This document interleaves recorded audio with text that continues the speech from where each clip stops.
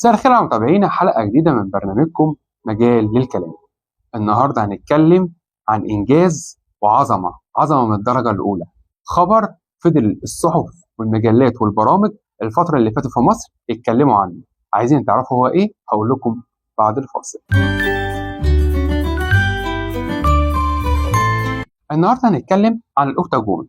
يعني إيه الأوكتاجون؟ معناها إيه؟ معناها الشكل الثماني. هو مبنى عبارة عن 8 أضلاع مرتبطين ببعض. طيب هو عبارة عن إيه الأوكتاجون؟ الأوكتاجون هو مبنى في العاصمة الإدارية، هدفه القيادة الاستراتيجية للقوات المسلحة. طب إيه الهدف منه؟ الهدف منه إن هو يبقى معمول على أفضل وسائل الاتصال في إدارة المهام.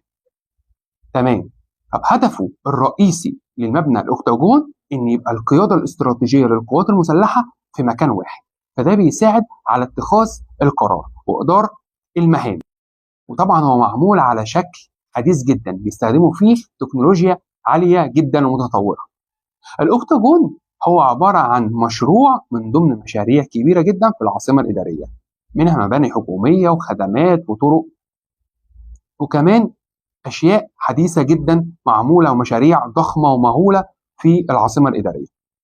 الأوكتاجون هي هدفها أي حد دلوقتي يسمعها هي عبارة عن القيادة الاستراتيجية للقوات المسلحة، بقت في مكان واحد بس عشان يساعدوا على اتخاذ القرار وإدارة المهام.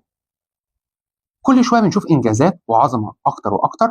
ربنا يتقدم مصر ما يسيبهاش بأي عدو، إن شاء الله من نجاح لنجاح، ونفضل في تقدم وعلى أعلى درجات التميز والتقدم. وبكده خلصت حلقتنا، واستنونا في حلقة جديدة من برنامجكم مجال للكلام مع الإعلامي الدكتور حسام حسن. سلام.